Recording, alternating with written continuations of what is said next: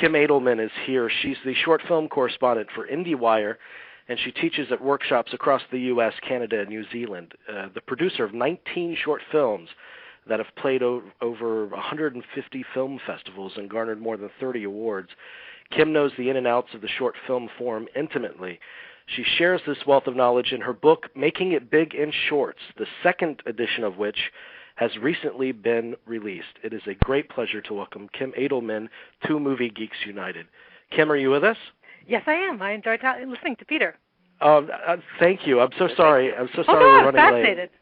late. I loved your book, and it taught me a great deal. And I'm curious why the second edition. Well, this is embarrassing. When I wrote the first edition, YouTube didn't even exist. Wow. And how can you? And isn't that amazing to think? In 2004, when it was published, YouTube did not exist. So the short filmmaking world has changed so radically in the last 5 years. I was embarrassed to have the first edition still out there. There was also advice like, send your films to festivals on VHS tape. Oh dear. Yeah. I don't mind an era before YouTube, but VHS is something that, as technology's gotten better, I don't miss VHS that much. Not at all. But I do remember a time before YouTube. I know probably most of our listening audience doesn't, but I do. Well, tell me how outlets like YouTube and iTunes and they're all over the place, how they changed the game for the short filmmaker. Well, when I first started making short films, which was back in 1997, way back then, I would go to festivals, and all the filmmakers would complain, nobody can see our short films except at festivals. Very hard to get them on TV. They're not being shown in theaters. Where can we get people to see our short films? And now, that's a ridiculous statement. Short films are everywhere. You can see them on your phone. You can see them on YouTube. You can download them from iTunes. It was also interesting listening to Peter talk about District 9, because, District 9 was originally a short film. That's right. Called Alive at Joburg, which you can see on YouTube. There you go. No, but it is great for that function. I mean, it is, because how else are you going to get, it is for the documentaries too. I mean, it's been just a gold mine in that regard. It's really exciting and very lovely. And, yes, not a lot of money being made via showing your film for free on YouTube. But if you argue that short films aren't really money makers anyway, and you're making films out of love and to get it seen and to get an audience, how fabulous is that? You could make it, you and I could make a film right now, put it up within an hour, and, that's right. Thousands of hits later. Tell me what the misconceptions are about short films amongst amateur filmmakers. Well, here's one thing. Almost everybody who makes a short film is an amateur filmmaker, but I don't think we should say amateur. I would say anyone who makes a film is a filmmaker. That's right. Right. Or beginner filmmakers. Exactly, a first-time filmmaker or something like that. Well, especially in the festival world, where we consider a lot of short filmmakers making a mistake is making a short that's too long. A lot of people think short films have to be like 20 to 30 minutes long, and as seen again by the YouTube generation, that's ridiculous. Everyone wants to see films that are, 5 minutes long, 10 minutes long, 12 at the max. But it kills me when filmmakers spend thousands of dollars to make these really expensive 30-minute long films, and nobody wants to show them. Right. But tell me, first of all, how you came into filmmaking, because what were the films that veered you into that direction and kind of changed your life? Well, I actually was in a very lucky situation that a friend of mine worked at the Fox Movie Channel, which is a movie that shows movies from Fox. Interesting enough, Peter was talking about that too. I was thinking of Fox Evening. But anyway, it's a channel that shows movies from Fox without commercial interruption, so there's a lot of airtime that you have to fill when movies are over and the next one hasn't started yet. So he wanted to make short films, original short films, to be shown on the channel. And we shot them in lovely 35 and then sent them around on the festival circuit to promote the channel. So in a 3-year time period, we got to make 19 short films, all shot on 35, all went around the world, as I said, at 150 film festivals. So it was really a miracle situation where I was paid to produce short films, the filmmakers were paid, we all got to shoot on film. And tell me the beauty of that form, because how does it differ from feature films? What is specific to short films? Well, the obvious answer is the length. Beyond the length, yeah. Well, the nice thing with a short film is you can do absolutely anything in a short film. And that's why, when everyone bitches about filmmaking, it's so pedestrian or nothing good is getting made, every year thousands upon thousands of really amazing short films are getting made, and we're always on the cutting edge. Again, I cite the District 9 example, where everyone now is buzzing about it, but 5 years ago, everyone was seeing the short and buzzing about it. So, you can really be on the cutting edge of what's getting exciting with filmmaking, and because there are no rules for short films, you can do pretty much anything, and you don't have to do 3-act structure, and you don't have to do, you can do really elaborate special effects, or you can do cheap-ass special effects, and equally impressive and equally beloved by audiences. Right. Yeah. So anything goes, and I think that's really lovely. I want to talk about some of the common mistakes that people make when they venture off to make a short film. At each stage of the game, you mentioned that they tend to be too long. So starting from the writing phase, what does the filmmaker have to keep in mind when they're constructing an idea for a short film? Well, a lot of people, because they're used to reading feature scripts, that they're really reading like sales scripts that were written beautifully so that people would say, I would like to buy this film, purchase and hire expensive stars and make this film. But when you're writing a short film, you're actually writing for something that you're going to make, and hopefully you're going to make within the next month. So you don't need to write it beautifully, and you shouldn't write things that you can't achieve. It's really much more a blueprint for a film that you're going to be making hopefully very shortly. Right. Yeah. And you go through certain genres in your book that are most successful in the short film. Well, because I also again think people sometimes think, I don't have a good idea, or I have this really ambitious idea and I don't know if I can make it. And there's no law that says that has to be the very first film you want to make. If you want to just go up and shoot something next weekend, there's so many easy things that you can do fast and quickly with no expense, really. And you can make a fun little film that you could throw up on YouTube and people would enjoy, and then you'll feel more confident for doing the big, expensive film.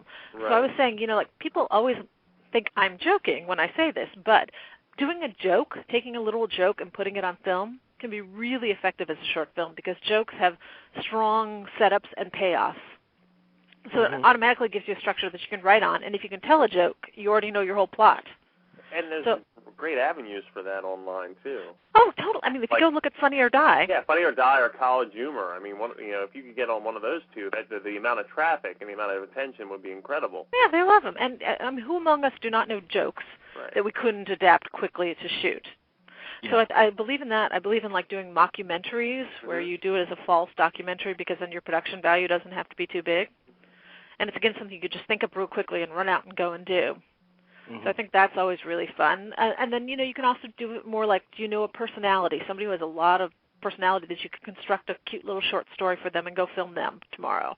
So it's a personality-based short. And those tend to do really well because on the web, people like personalities. Right.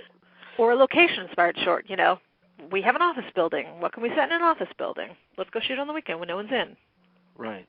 And do you consider the short film an essential training ground for someone that wants to make features? I think you'd be very smart to do a short first because you'll learn a lot and you'll make a lot of mistakes that you won't make that same mistake later when it really counts and there's a lot of money against it as a feature. Plus, if you could argue one of the major skills for directors is to work with other people and work with actors, shouldn't you get that experience first doing it on a short level? Yeah, that makes a lot of sense. I completely agree. And one of the pitfalls for the beginning short filmmaker is working with the actors. Yeah. And finding quality actors as well. Bad acting and bad sound are the two things that kill most short films. Yeah. And there's no getting around that. How do you recommend finding those actors that will bring something special to your project? Well, hopefully you'll know some people or you audition people or cast towards their strengths, If you're just going to have your buddy do it, then don't write him something that's going to be really difficult for him to act, right, towards what he can actually do. Yeah, but it is a common mistake, though. We cast our friends or whatever, and, it doesn't always work out for the best. But if it's a short and you didn't really put any money into it, write it off as a learning experience. That's right. It's like a kind of not expensive, but a time-consuming home movie. Exactly.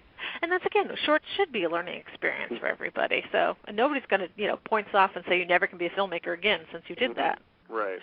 Yeah, and the festival circuit. Once you've made your short and you shop it to the festival circuit, marketing is just as important as any phase of the production, isn't it? Well, and festivals are basically the marketing platform for short films. Yeah. So, but if you argue that you want to use a short to become a feature filmmaker, festivals are the great way to learn the people who are in the feature film world and to meet people and to network, and your short film is your ticket into that as a filmmaker. Mm-hmm. So, short filmmakers who get into, for example, Sundance, they get to meet incredible people who really help them in their career and their efforts to get a feature film made. So, festival, and you'll meet buyers who could potentially get your film for television, then earn you a little money back. Yeah. So, are there, because you hear about the scouts from the studios and such that go to the feature screenings in festivals, are there scouters that look for short films as well? Yeah, because, again, that's where the talent is. That's where the young people are who are doing different and unique things, and a lot of foreign filmmakers, too. That's the first time we're going to hear about them is from a short film that's playing at a festival. So it's a great opportunity to discover new talent. So, yeah, that's exactly how you can get an agent to pay attention to or a studio executive. Also, a lot of film festivals, they'll show a short right before the feature. So you sometimes sneak in the door that way.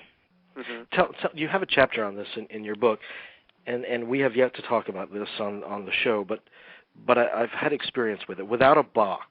Yeah. What is Without a Box?